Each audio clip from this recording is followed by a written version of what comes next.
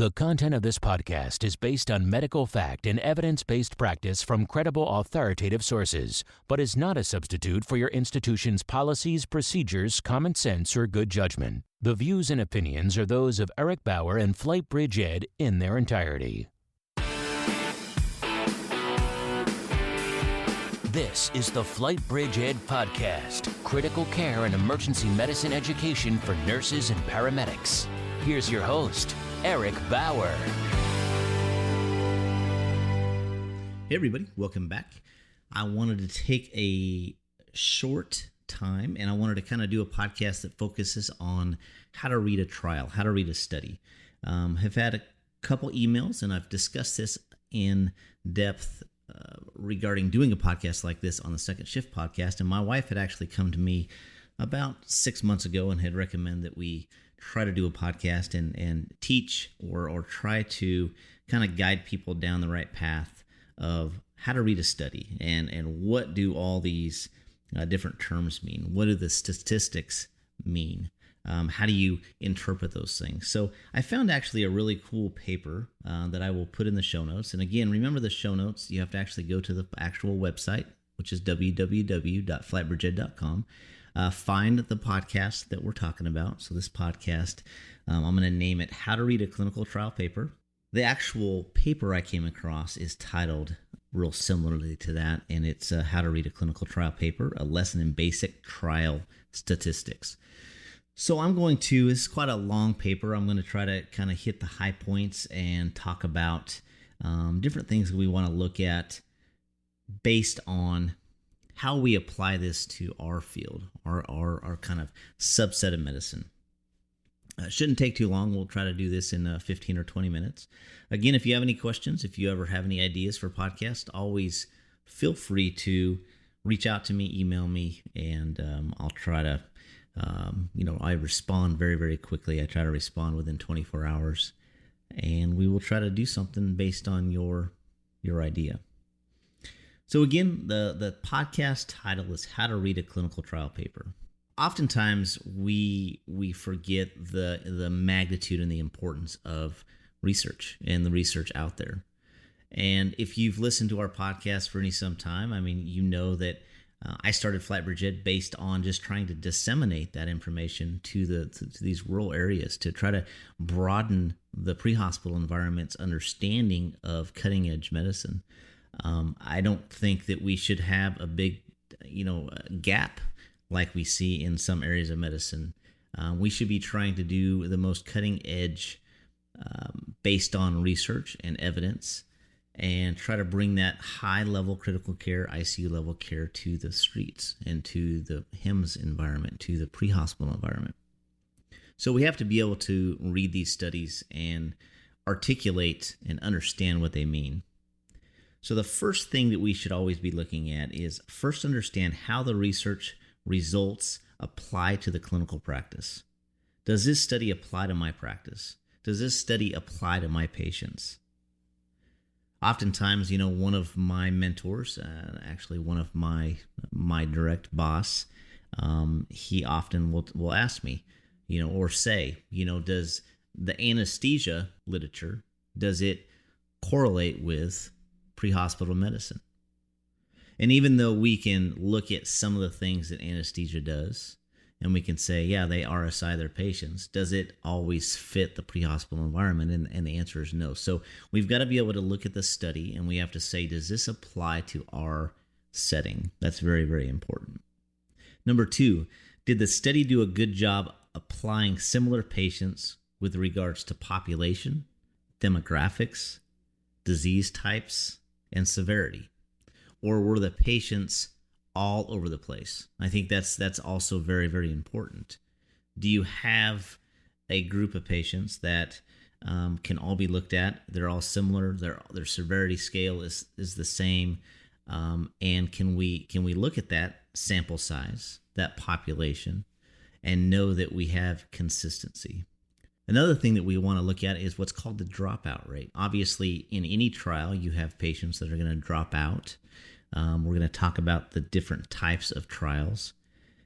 But was the dropout rate, was it clinically significant? Was that a big deal? Why did they drop out? Did they drop out because the treatment was more effective than the placebo? Or did they drop out because there was no difference? Obviously, if you had a dropout rate that was high because that treatment was more effective than the placebo, then we know that that is clinically significant. The other thing we have to always make sure of is if you do have a dropout rate, are all the subjects accounted for in the analysis? Even if they drop out after a short period, they should still be counted for the analysis during the treatment arm. And that's something that the paper should discuss. It should talk about. So what are the different types of trials or studies that you may read? I've got a couple that we'll just talk about, kind of the main ones. The first one is a randomized trial. And basically a randomized trial, what that means is you have two different kind of treatment arms. And these patients are assigned by chance. So this is a random assigning process based on each patient. The clinical supervisors, the clinical people that are kind of doing this study, they have no idea. Everything is random. Everything is by chance. And this brings objectivity. This brings consistency. Another type is called a blinding study. And basically a blinding study is the patient is unaware of, are they getting a placebo or are they getting the real medication? A double blinding study means that the patient and the clinical staff, neither of them know if they're getting a medication or a placebo. One such study right now that's going on is the actual TXA study that the Resuscitation's Outcomes Consortium is actually conducting on traumatic brain injuries. And we've talked about this on the Second Shift podcast. But that is basically, do they get a placebo or do they get TXA? And then we have retrospective. A retrospective look is basically a look back. One of the studies that I'm actually just about to start, which is going to be a big study, is we're going to look at a certain volume of charts, flight volume, and we're going to try to assess based on looking at those charts, pulling the data, evaluating that data to try to come up with an assumption based on past events, past flights. So that's a retrospective look. So as we said, we first have to understand the research. We have to understand how it applies to our clinical practice. Does it apply to our patient types? And overall, what was the clinical response? What was the response of the study? So there's a term called intention to treat analysis, and that goes back to that dropout rate. And I kind of talked about it before. We need to identify the intention to treat analysis. And essentially, again, if you have patients that drop out, they've got to be counted in the trial. That's very, very important. So be looking for that when you're reading a trial. If they say, that we had 10% of the patients drop out for this, this, and this, but they don't count them in the trial, you need to ask a question: why did they not? Was it going to skew the numbers? Did they not like how it made the numbers look? Does the study matter? Does the study matter? Is it reproducible? Could you reproduce the same type of study, and is it accurate? So how was the study scored? And we know that we have different scoring kind of criteria. One such study that we've talked about in the past, and I've had many emails on, is the actual paper done by John Sackles and all his colleagues at University of Tucson, and where they looked at the mortality benefits or lack thereof of paralytics in traumatic brain injury patients. And they used a severity score. And so that severity score was very, very important when you look at the end results. In the less severe patients, they had a very low difference in morbidity and mortality based on whether the patient was given succinylcholine or rocuronium. But the high severity patients, those patients actually had a very high change, a very high mortality rate when given succinylcholine. So how was the study scored? What type of index did they use? We know that we're really good at evaluating Glasgow Coma Scale, as far as the Glasgow Coma Scale has a very good measurement. But us as clinicians, we're not very good at assessing patients' Glasgow Coma Scale. When they actually started the pre-trial aspects of the traumatic brain injury and TXA study, they identified that as clinicians, we're really good at 3 different Glasgow Coma Scales. And I talked about this before, and Mike Verkestes said this, is that we were good at 3, 14, and 15. So utilizing Glasgow Coma Scale as an index was a very important training aspect prior to launching this study. So is that something that you can utilize as a good measurement? So that's something we want to look at on any study. What index score, what type of scoring criteria did they use? And in the end, what are the results? Were the results statistically significant without being clinically meaningful? What does that mean? Oftentimes you'll have a study that'll show benefit early on. It may show benefit at 2 hours, 3 hours, 6 hours. I believe, and I'd have to, this is just going off the top of my head, when you look at the proper trial, when we're looking at massive transfusion, if I remember correctly, on the early kind of assessments, they showed a positive reduction, or the patients actually responded well when given the 1-to-1-to-1. But when they evaluated the study from the perspective of what was the 30-day morbidity mortality rate, or you may see a study that shows, what is the time to readmission. And so when you look at studies like that, was it clinically meaningful? And that's what it's looking at. Even though you may see a change early on, at that 30-day mark or 28-day mark, some studies will do 28, some will do 30. Oftentimes, medicine and studies, research, they're graded or looked at from that perspective, that 28 to 30-day mortality rate. If there's no change, if whether you gave this medication or didn't give this medication, the mortality benefit was exactly the same, is that clinically meaningful? So again, you need to look at the study from that perspective. Was the measurement validated? So we want to look at measures of all aspects of the disease. We want to make sure that, again, were the numbers accurate? Could you reproduce this if you wanted to? So another thing to consider is what's called primary outcomes. Do you have a difference in readmission of our patients based on a study? Does the study reduce readmissions by 2 months? Or does the study basically not change 28 to 30-day mortality? Those are things that we have to look at, again, based on, is this clinically significant? So you could have a study that statistically shows favor, but is it clinically significant for overall outcomes? And oftentimes studies are graded off of those longer outcomes like that. A study may show very, very good numbers early on in a treatment kind of algorithm, but at that 28 to 30-day mortality measurement, there's no change. So we have to always evaluate.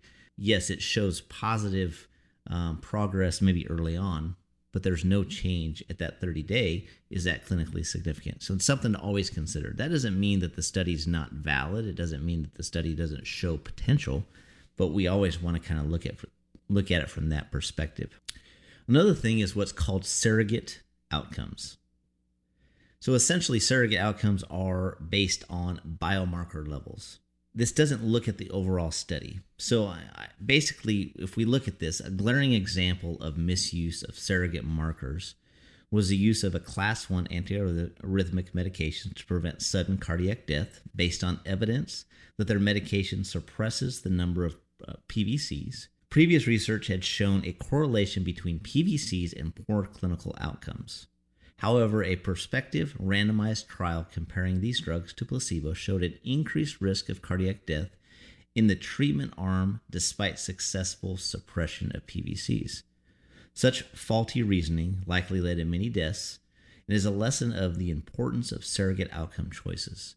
So essentially what that means is if we just look at a medication and we know that this medication, and we'll throw an example out there. We know that with any bifascicular block, if a patient is throwing PVCs, or for that matter, they're having runs of triplets or small runs of VTAC, we never want to treat that, especially with lidocaine. We don't want to give that medication. But if we looked at it from the perspective of, all right, we're going to give an antiarrhythmic for PVCs, we don't go through and we don't diagnose what this underlying rhythm is, and we're just utilizing, all right, this medication will suppress this type of rhythm, but we don't know, is it causing other issues? And we don't look at it from a study perspective. We just look at the numbers. This is a great example of not looking at something systemically and identifying, the numbers may show that this is good. These biomarker levels may show that it's beneficial, but what happens when you actually put it in place in clinical practice? So that's something to always consider. Another thing to kind of consider is what's called continuous outcomes and time to event endpoints. So we'll go through a few different statistical kind of measurements that are very, very important. And if you've never taken probability and statistics, you're probably saying, thank God. I can tell you it was brutal. And if you don't use it, you forget a lot of it. And so the first definition we're going to talk about is called a null hypothesis. Null hypothesis is, in a statistical test, the hypothesis that there is no significant difference between specified populations, any observed differences being due to sampling or experimental error. So basically, we're just saying that everything is going to be done on the up and up. There's not going to be any differences based on, race, gender, anything like that, how we're going to take the data, collect the data, and so on and so forth. The next value we're going to talk about is what's called the p-value.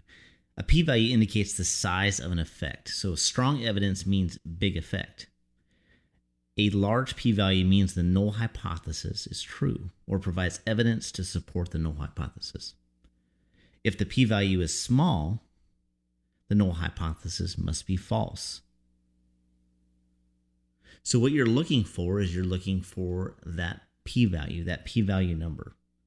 And that p-value, if it's large, you want that greater than 0.05 or 5%.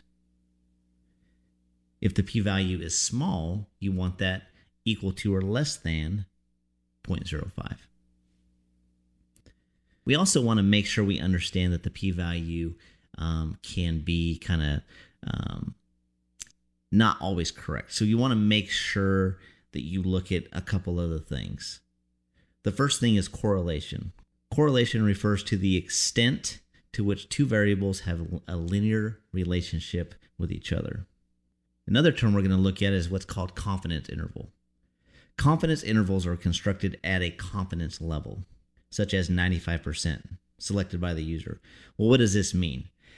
This means that if the same population is sampled on numerous occasions and intervals, estimates are made on each occasion. The resulting intervals would bracket the true population parameter in approximately 95% of the cases. So it's saying that if we did that same study, we utilized the same data, the same process, that in 95% of the cases, the results are going to be the same. It's a confidence interval. It tells you that we're likely to have the same data. So let's look at a couple examples. Don't just always look at the p-value, like I said. That p-value can kind of be skewed. So look at the correlation itself and its confidence interval. Again, we want to try to have that confidence interval at that 95%. That's the goal. So let's say we have a correlation of 90% with a confidence interval of 85 to 95%. That would be an excellent kind of data source. That would give you high confidence that this study had validity and was done correctly and could be reproducible.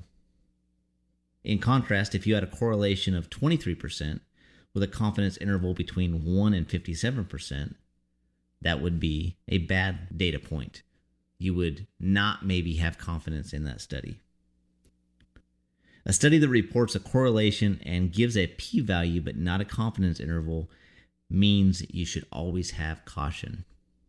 So you always want to see the correlation, you want to see the confidence interval, and then the p-value last. Correlation, confidence interval are the two things you need to focus on. And the last thing, and something I just talked about kind of briefly in the beginning, is look at the sample size, right? I think that's the thing. Is this study have some basis? Does it have some weight to it? Was this study 10 patients? Was this study 100 patients?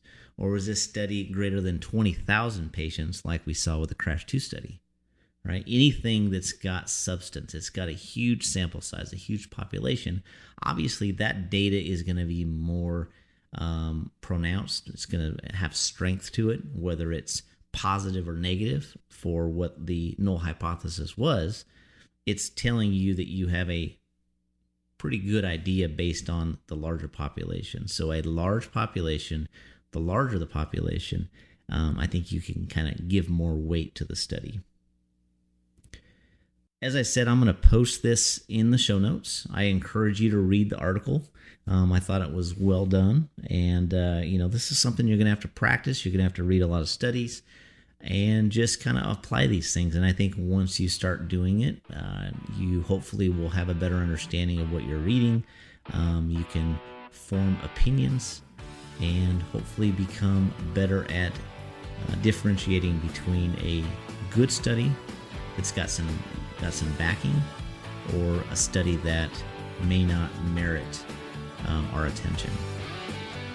As I said, if you ever need anything, reach out to me. Remember my email is eric.bauer@flightbridgeed.com. And if you're looking for a review class, I've got lots and lots scheduled. I appreciate everybody reaching out, and we look forward to meeting you and talking to you soon. This has been a production of the FlightBridgeED Podcast, leading the way in pre-hospital critical care and emergency medicine education.